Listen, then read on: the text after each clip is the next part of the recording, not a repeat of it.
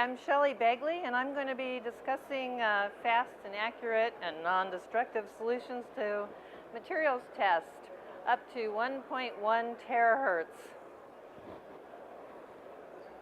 That works, yes. So it's a lot of information to go over in 15 minutes, but first we'll talk about, we're going to be measuring permittivity and permeability, and I'll explain that a little bit.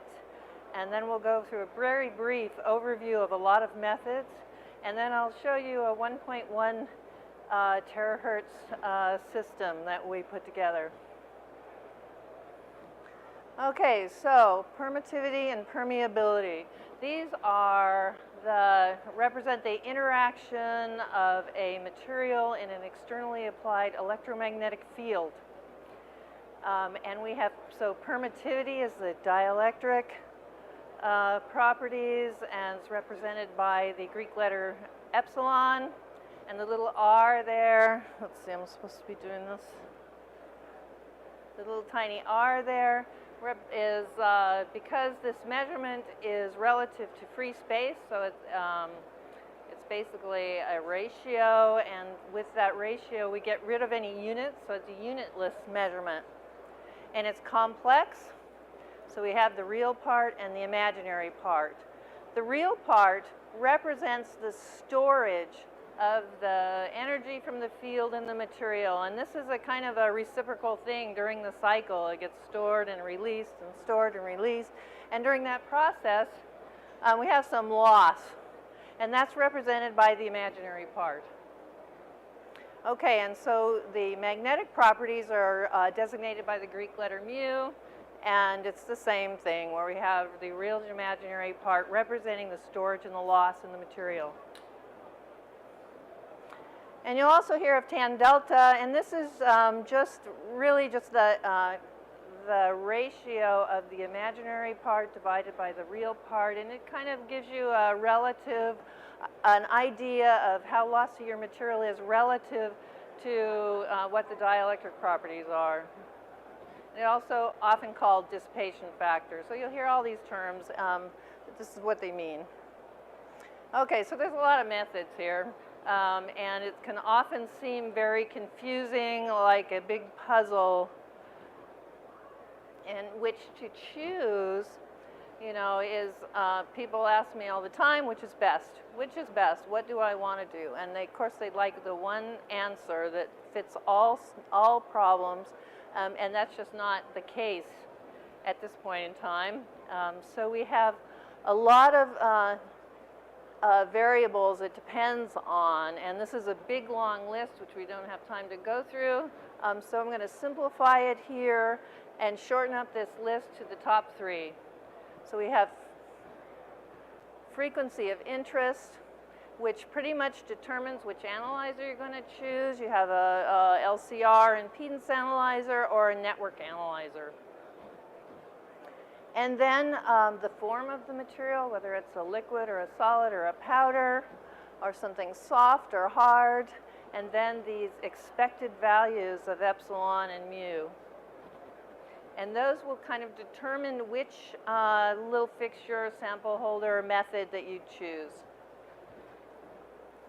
Okay, so we're going to graph all these things to sort of maybe give you a picture representation. So first we'll look at the LCR and impedance analyzer solutions, and we have frequency across the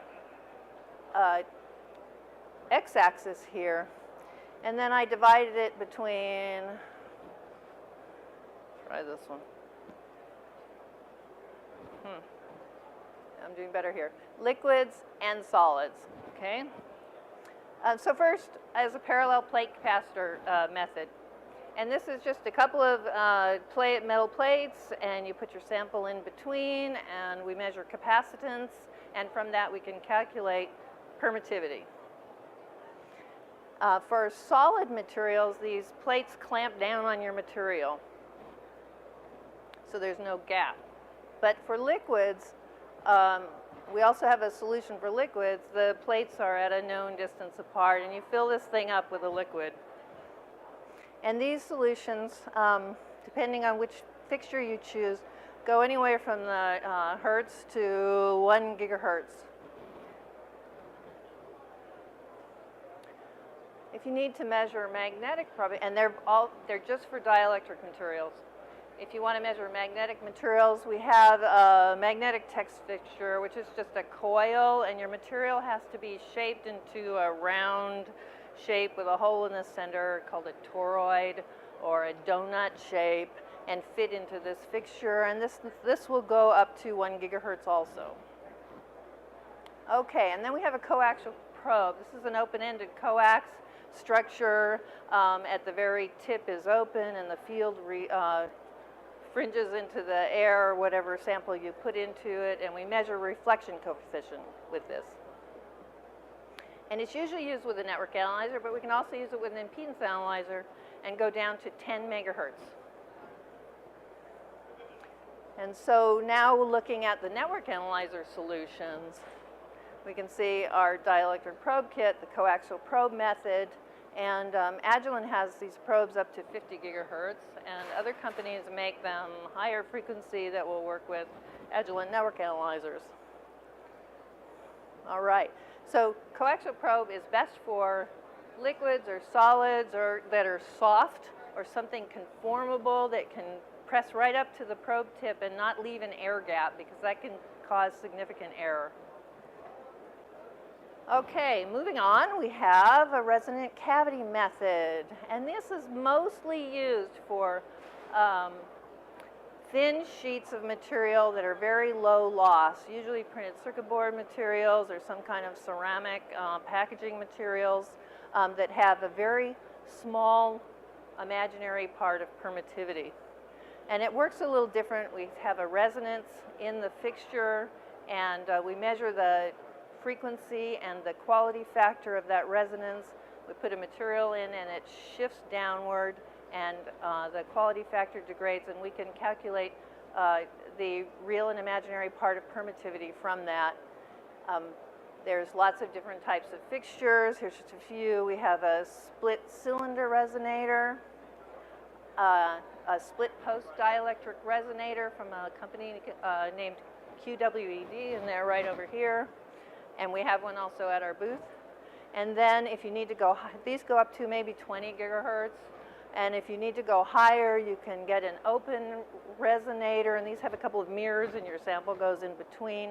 And these are very sensitive measurements for thin materials or very low values of the imaginary part of permittivity. Okay. All right. So one of the real workhorses in these measurements is the transmission line method. And in this method, you cut your sample to fit inside a waveguide or a coaxial airline. And this method, on the low end, is sort of a practical consideration of maybe 500 megahertz or gigahertz, where your wavelength gets too long to get enough sample to be able to make a sensitive measurement.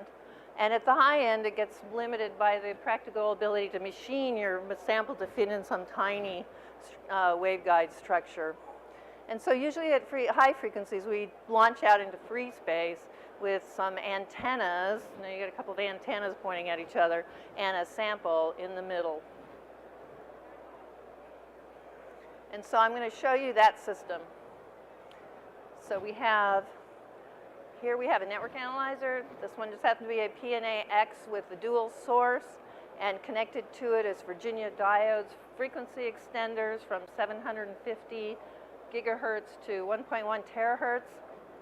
And our sample is fixtured in the middle between the two antennas, and we're measuring S parameters. So we're measuring S21, S12, and S11, and S22. And then we have some software that will calculate the permittivity, and we can also get permeability out of this measurement. Okay, so here's the system, and I apologize, the picture's a little dark. We took this picture at European Microwave Conference last year. And we have, this is the back end of the frequency extender. This is the sample, and the other frequency extender is on the other side where you can't see, and they come back, cables bring it back to the network analyzer. On the display, we're showing time domain. Are y'all familiar with time domain? Yeah. The yellow trace is time domain S21, and the blue trace is time domain S11. And we can see two big responses, one here and one here. And at first that was very confusing to us. We didn't know why we would see two responses from the sample, until we figured out that the distance between those two, the two responses was the thickness of the sample that we had. So what we're looking at here is a reflection off the front surface of the sample as we transition between the air and the material that the sample is made out of. And then on the second one is the reflection from the back side of the sample as it transmits from the material back to air.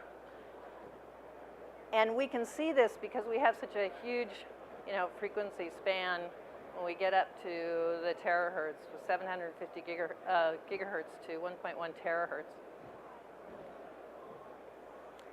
All right, this is a close-up of the sample in a little fixture that we made, and these are the antennas here. And you can see it's very close together because we needed to get it close to get the transmission through. And here's the result. So this is S parameters first. The top blue line is the transmission through the material. And the bottom ones are the scallopy lines are the reflections, S11 and S22. And you can see clearly this beat pattern that was set up from these two large reflections that we saw. And then here is the dielectric properties. So we took those S parameters and we cranked it through an algorithm in the software, and we get permittivity. This is looking at the real part, and we get 2.01, which is very close to the expected value for the sample. Okay. All righty, so for more information about any of these methods that I briefly touched on, we have a website. If you just type materials into the Agilent website, you'll get to this page, which has little links to the product information about all the different fixtures. And also, we have some literature. We have a brochure, which is kind of a condensed version, and then we have an application note that goes into more detail about really the technical aspects of the different measurement methods. Or you can come over and talk to us at the Agilent booth. We have a demo there with the resonant cavity and the coaxial probe system set up, and we'd be glad to talk to you about whatever your measurement needs are. So, in summary, we have lots of solutions, up to 1.1 terahertz now, and we can be happy to help you determine which is the best for your needs. So, any questions?